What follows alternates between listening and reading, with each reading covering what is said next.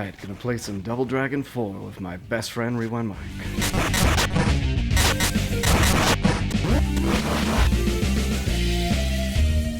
Where is he? What the hell? Give him a call.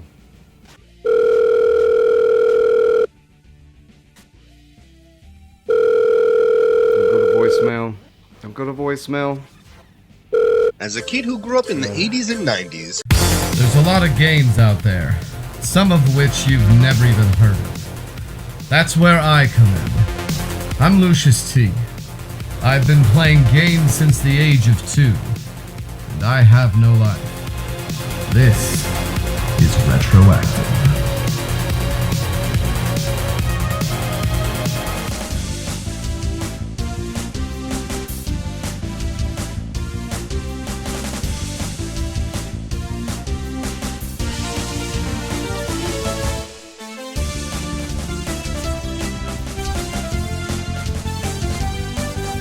Double Dragon 4 is a game that came out of nowhere. No one saw this coming, no one asked for this game, but it released its announced trailer, I believe sometime in December, and then it said it was coming out in late January. So me, personally, I'm a huge fan of Double Dragon.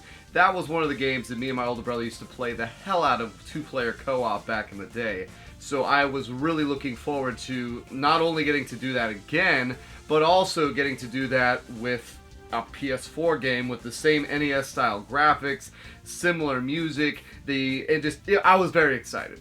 So I knew I was getting this day one regardless of what reviews said because I wanted to try it for myself. And then when I saw the $7 price tag, I was blown away. I was expecting to pay $15, maybe even $20 for this. $7? You have no excuse not to get this. Hey, what you doing? Playing Double Dragon 4 with my best friend Rewind Mike. Wow, cool. Yep. Kinda sucks at this game. No, he's not there yet. So how are you playing with him?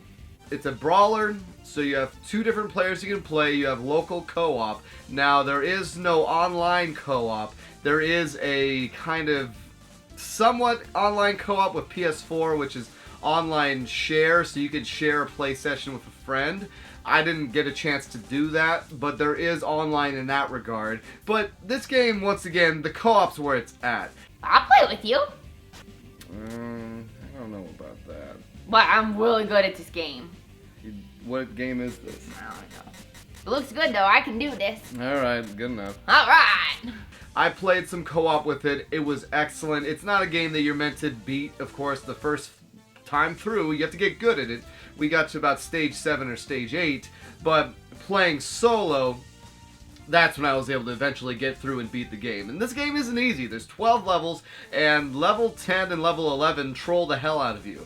They have misleading ways. Level 10 is a tower that you have to go into the right door, that door being in the sumo room, go through the left door. And then on level 11, once you get through all these jumping platforms, you have to go to the right and follow the arrow and send it through the door. And sometimes you're just conditioned to go through a door. If you do that, it restarts you the beginning of the whole hard platforming section. Alright, so you have a punch, a kick, and a jump.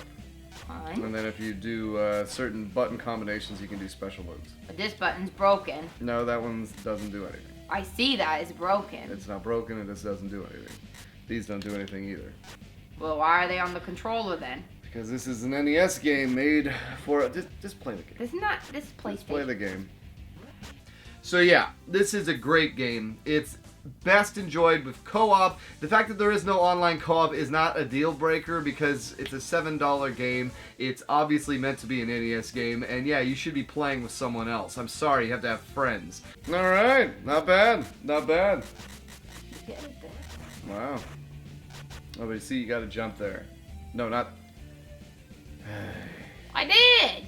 This game is great.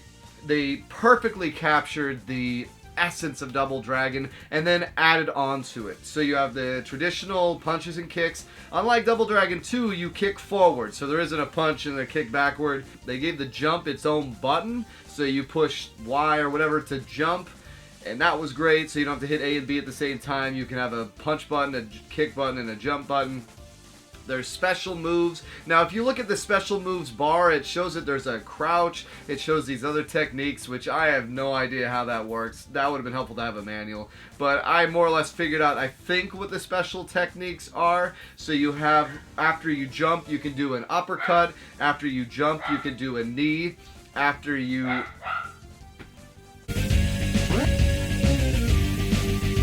No, see, you gotta jump. You're falling down to the level again.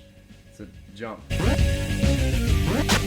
Oh, this button doesn't do anything. Oh my god. Press the wrong button. So you can kick someone, that puts them vulnerable. You can elbow them or knee, and then throw them. In order to beat the game, you have to get very good at this. So that's what this has. It's one of those things. It's very simple to pick up. It's very hard to master. Let me see this controller. Why? Because you're not using it anymore. I'm playing by myself. What do you mean? I gotta beat this game and you're making it impossible. I'm not making. I was helping. No, Oh. no, you're not. Why not? Because I need dinner. It's not gonna make itself. Maybe you should have a rewind Mike make it for you. She's Italian. It'd probably be too greasy. I'm Italian. Now, I actually have beaten this. A lot of people that I think are reviewing this haven't. And without beating it, you really can't get the full scope of what this game is. Because it ramps up the difficulty, and it is so NES hard.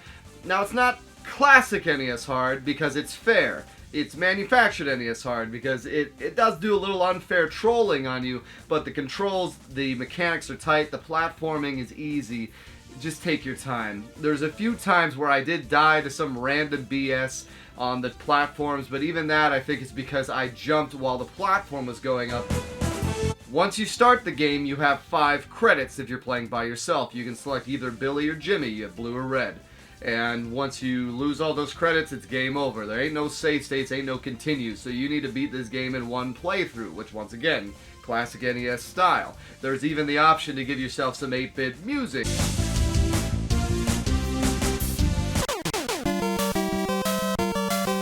Putting it on the 8-bit mode, oh, crisp.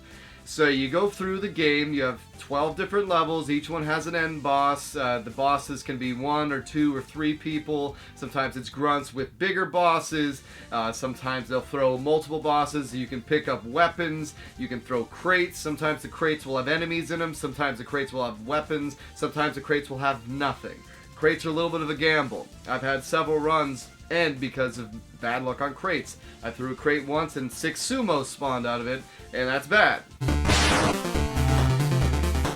So you know what? I'm done. I'm done. Double Dragon 4? You know what's gonna happen? You know what's gonna happen? You just made the list. I'm done. Let me take a look at this game. You have a jump spin kick, which is back, but there isn't no complicated button presses to get into it. You just jump, and then at the height of your jump, you push A. Kitty, please. This is easy as Although I found it helpful to kind of push forward in A or forward in whatever. And I'm saying A, I played this on the PS4, so it's X and circle, but what, you know what I'm talking about. It's, you push a button. You push the kick button, and you do the spin kick. And I found that was one of the ways you could get through the game, especially on the bosses, is you cheese it by jumping up, spin, jumping up, and spin. You can do the kicks, you can do the punches, you can do a kick into an uppercut, you can do all that stuff, you can do combos. The combos are a little misleading because if you uppercut them up in the air, you can't combo them then. You can only combo them if you hit them and then knee them. Like the knee is how you finish the combo. But even then, it's so much fun. It's just a classic NES game.